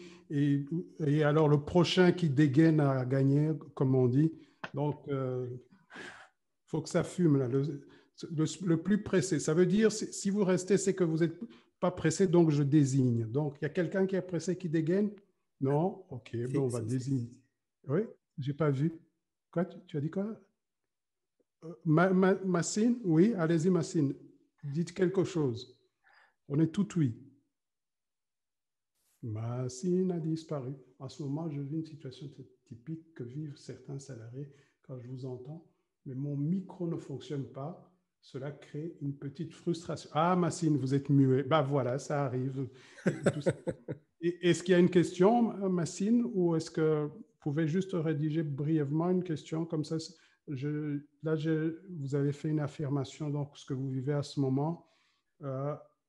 Merci beaucoup, c'est vraiment riche. OK, merci Massine. Bien, mais votre micro, est-ce que vous voulez que j'essaye de l'allumer? Parce que j'ai l'impression qu'on peut l'allumer. Je ne sais pas si vous le souhaitez. Vous pouvez nous demander qu'on vous aide à l'allumer peut-être. Non, j'ai essayé, mais ça D'accord.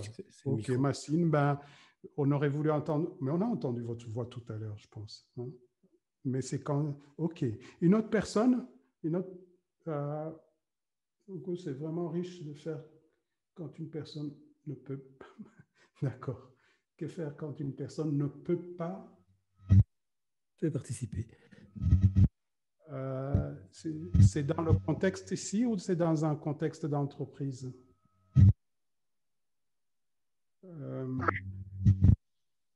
si c'est dans un contexte d'entreprise, quand une personne, alors en fait, vous voyez en fait c'est ce que le problème quand on écrit, le temps que je comprenne, etc., il va y avoir beaucoup de suppositions, etc. Donc ici,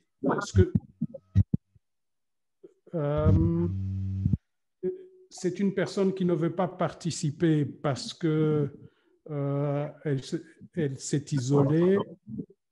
Il y a quelqu'un qui s'exprime. Donnez un peu plus d'éléments du contexte, Massine, comme ça, le temps que je parle avec une autre. Alors, non, dû à un problème technique, ça ne fonctionne pas. Ah, OK. Alors, ça m'est arrivé hier. Il y a une personne qui n'arrivait pas à participer. Alors, comme nous étions deux animateurs, j'ai dit, écoutez, donnez-moi votre numéro de téléphone, comme vous êtes en train de faire en fait, et j'ai appelé la personne. Hein, et donc, j'ai pu mettre des haut-parleurs pour qu'elle ait le son, le temps qu'on résolve son problème. Donc, ici, nous, dans l'animation, vraiment, on fait très attention à ce que tout le monde puisse être associé. Je ne sais pas si ça répond à votre question.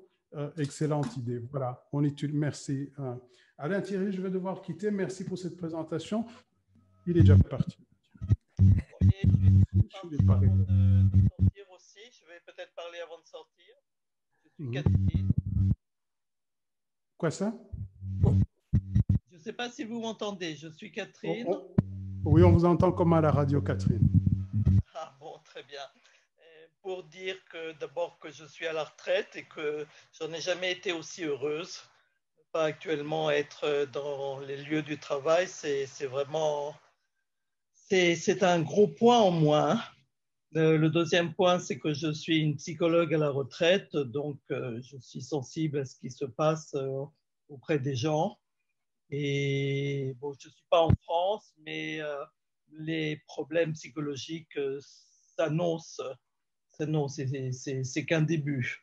Parce qu'il y a il y a le télétravail, il y a les gens qui sont sans emploi, et il y a les classes avec les enfants qui se font ici en grande partie par Zoom, ce qui veut dire que les enfants sont sans leurs copains et les enfants sont 5 jours sur 5 à la maison pendant le temps de travail des parents, donc c'est un petit enfer. Donc il n'y a pas besoin d'être très expert sur la nature humaine pour prévoir que les problèmes vont pas tarder à sortir. Quelqu'un qui disait que la maman aurait envie d'étrangler les enfants. C'est une image un peu dure, mais c'est sûr que les violences en famille ont sensiblement augmenté. Le nombre des plaintes de femmes à la police pour violence a augmenté. On sait que les attitudes par rapport aux enfants se sont rigidifiées. Donc, tout ceci, très malheureusement, n'est probablement qu'un début. Voilà. Voilà ce que j'ai envie de dire de ma position de retraité. Et vous remercie pour cet exposé. Merci. Ça permet de prendre mieux la réalité de ce qui se passe. Tout à fait, tout à fait.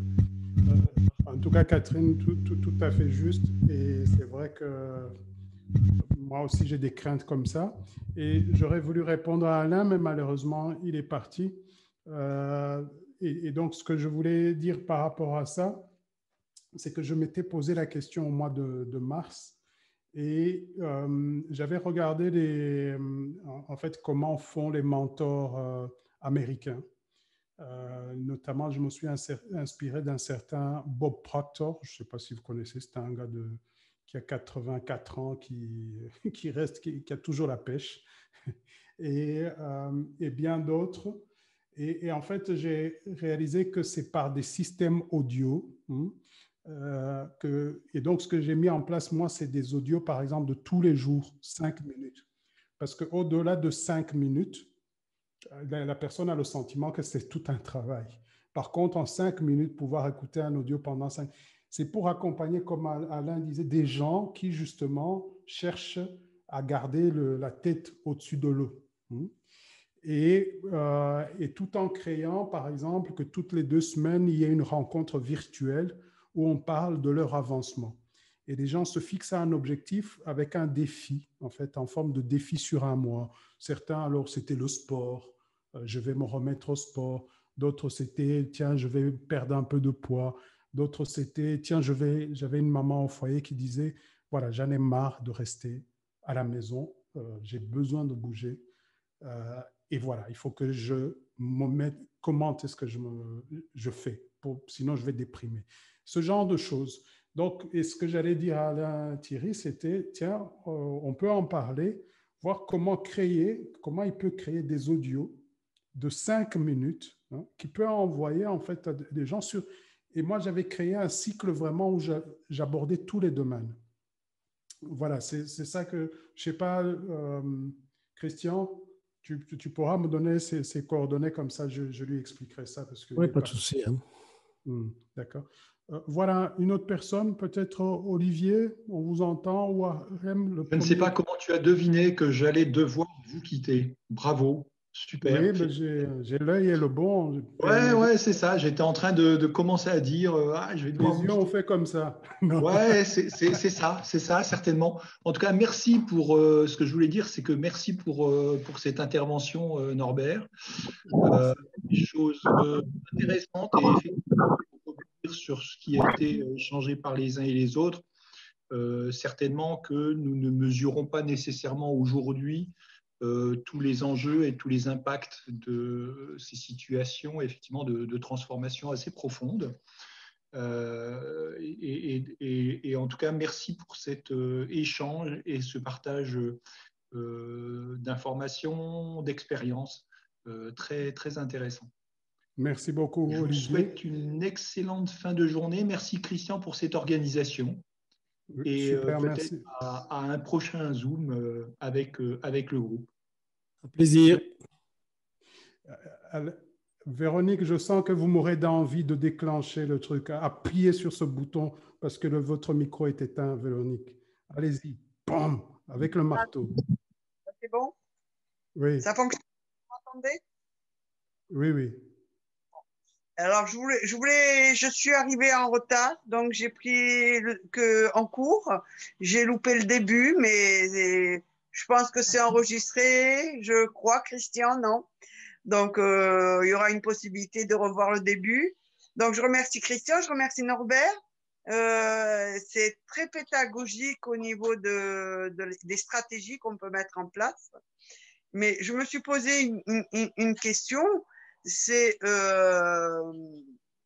quelqu'un qui travaille en règle générale à domicile, il y a aussi des rigueurs qu'il faut s'imposer au niveau temps. Et moi, je pense, j'utilise aussi des fois, je conseille de faire un peu avec les méthodes d'Eisenhower pour essayer de marquer ce qui est urgent, pas urgent. Et j'utilise ça, je trouve que ça fonctionne aussi. Je ne sais pas si vous en avez parlé au début. Et je me dis que les gens, quand on travaille à domicile, soit il y a des entreprises qui pointent pour regarder à quelle heure les gens se connectent, et il y a une forme d'obligation planning, et des fois, non, c'est libre. Et c'est là où il y a le problème, je crois, beaucoup plus que quand c'est un petit peu suivi par une entreprise. Oui, et vous avez tout à fait raison, en fait. Je n'ai pas parlé d'Eisenhower, par contre, j'ai parlé de Churchill. C'est la même période. Mais pour dire que, en effet, ça, on l'utilise dans la gestion du temps. Et c'est vrai que beaucoup de gens ont besoin de cadrer leur temps. Mais j'ai juste donné un outil, parce qu'en peu de temps comme ça, évidemment, on ne peut pas tout explorer, Véronique. Hein? D'accord? Mais vous avez tout à fait raison. Qu'est-ce qui est important? Qu'est-ce qui est urgent? Et surtout, la limite. Souvent, maintenant, on fixe 21 heures, je ne me connecte plus. D'ailleurs, il me reste un quart d'heure. D'accord. Merci, Véronique. On peut entendre à Harlem? Ça doit être bon. Ouais. Vous m'entendez? Oui, oui. Oui. Alors déjà, merci pour avoir organisé tout ça. C'est vrai que moi, ça m'a rafraîchi un petit peu mes connaissances en termes de PNL. Et je retiendrai deux choses en fait de ce moment-là. Le premier que je viens de découvrir d'ailleurs, c'est les 50-20-50 pour être un peu plus efficace dans ce que j'accomplis un peu au jour le jour, parce que j'ai un peu tendance à me disperser ces temps-ci. Donc à voir. Donc à voir et à expérimenter. Après, au niveau des équipes, ce qui m'intéresse, là où peut-être ça a manqué un petit peu, c'est en termes de communication, c'est vrai qu'on fait comme on peut. Je suis dans un secteur où on se déplace à domicile. Je suis dans la protection de l'enfance et de la famille, donc avec une équipe de travailleurs sociaux, éducateurs, assistantes sociales. Et que quand même, je rejoignais un petit peu ce qui se disait tout à l'heure, c'est que quand les gens vont au domicile, avant, il y avait tous ces moments informels qui existaient et qui ne sont plus d'actualité. Donc, les gens vont à domicile et reviennent avec le gros sac à dos des problématiques des autres. Ils ne peuvent pas échanger sur leur situation. Et là, ça pose problème. Et effectivement, c'est vrai que les mails remplacent de plus en plus la communication en général. Donc, comment améliorer ça? On y travaille, mais c'est vrai que c'est un vrai problème. C'est-à-dire qu'on a encore des groupes d'analyse de la pratique, des choses comme ça, mais à mon sens, ce n'est pas suffisant. D'accord.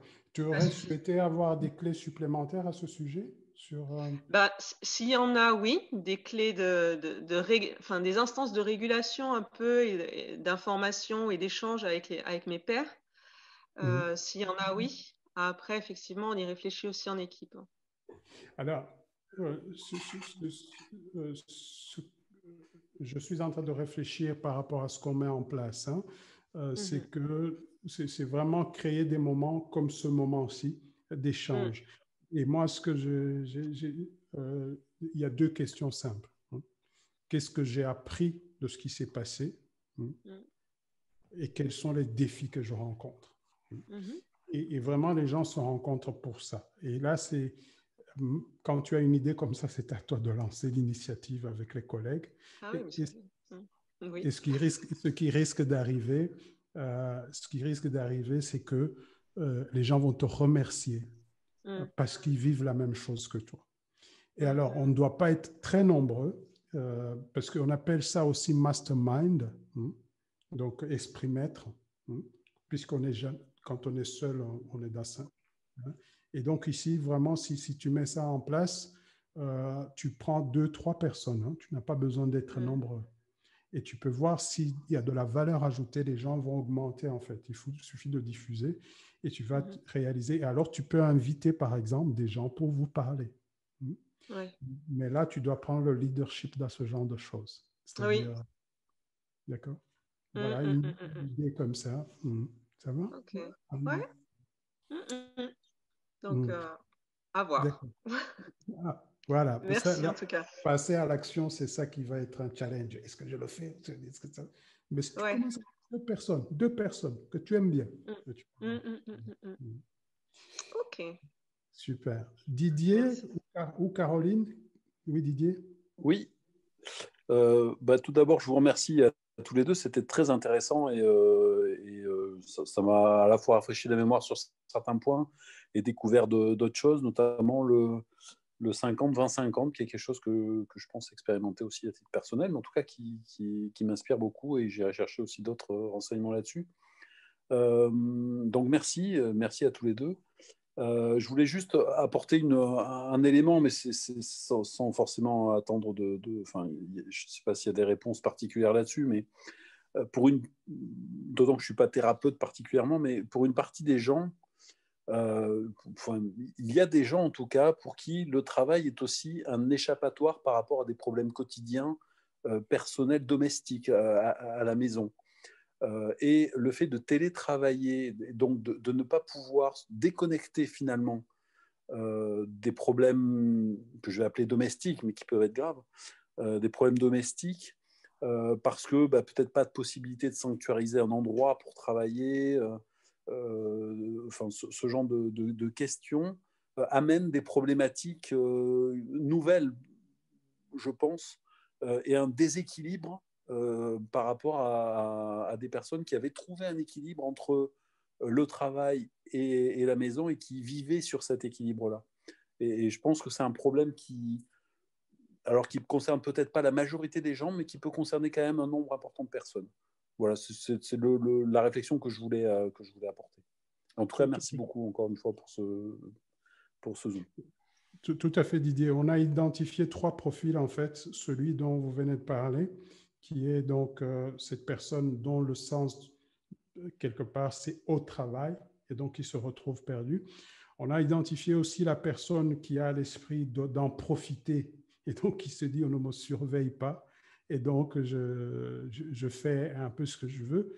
Et alors, on a identifié une 3e catégorie, c'est la personne qui travaille trop, qui n'a plus aucune limite, qui à 2 heures du matin envoie des mails et tout ça.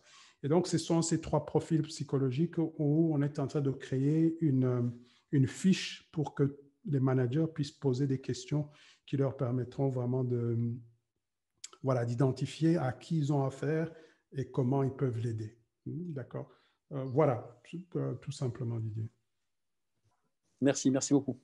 Oui, voilà, merci. Caroline, est-ce que vous êtes encore là? Eh bien, Caroline ne répond plus. Voilà. Bon, de toute façon, il est temps de clôturer. En tout cas, merci beaucoup Norbert pour toutes ces choses.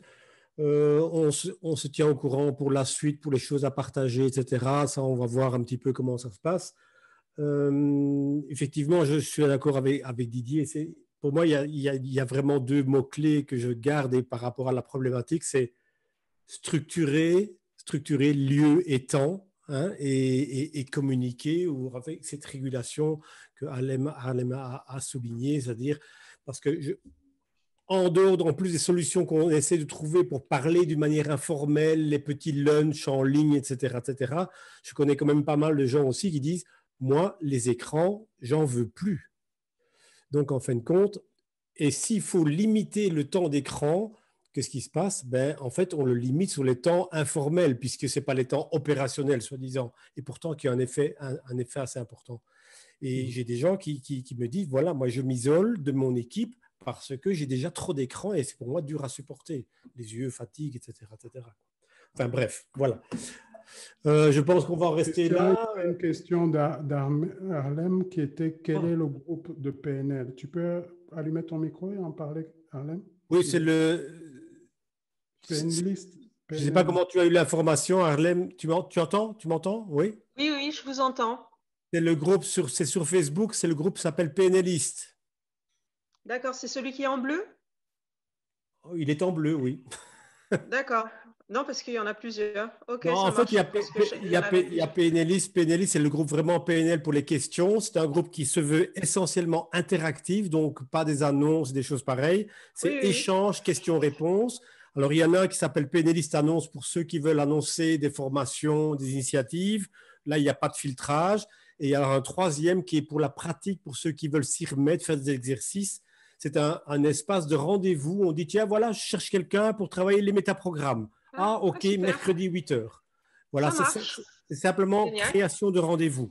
C'est vraiment séparé, mais c'est 3 espaces. Par contre, de plus en plus, on pense à créer des groupes, je dirais des sous-groupes pour faire des sous-groupes de travail. Par exemple, tiens, quelle technique on pourrait mettre en place en tant que PNListe, mais pur à ce moment-là, pour répondre à tous les défis qu'on a en télétravail, ou bien ce que j'ai eu comme question il n'y a pas longtemps, en tant que formateur PNL, est-ce qu'on peut envisager une formation à distance? Quels outils et quelles stratégies pourrait-on adopter? Mais là, ça ne concerne qu'à des groupes très réduits de personnes et on ne va pas embêter tout le monde avec ça. Voilà. Ok, ça marche. Et c'est en présentiel ou ça se fait aussi via Zoom, ces petits ateliers? Ici, non. En fait, avant, oui, j'organisais ça ici en Belgique, mais en fait, j'ai repris ça avec le confinement au mois de mars. Et depuis lors, on continue à le faire comme ça, quoi. Et bon, normalement, ça devrait, on espère, donner lieu à, mais on sous-estime les kilomètres entre nous, hein. Oui, je suis un peu loin. Ok, voilà. merci. Merci. Merci beaucoup, Norbert, encore une fois. Et de toute façon, effectivement, c'est enregistré. Je vais le mettre en ligne dès que je peux. Assurons-nous que Caroline, est-ce que Caroline nous entend? Comme ça, ouais. On ne la laisse pas en plan. Caroline, merci. OK, Caroline, vous nous entendez? Très bien. Super. Bonne soirée, Caroline. Voilà. Okay. C'est super, merci. Voilà, Christian, ben c'est bon pour moi. Bonne soirée pour vous et à très bientôt pour toutes vos questions. Hein. Merci Norbert, à bientôt, au revoir.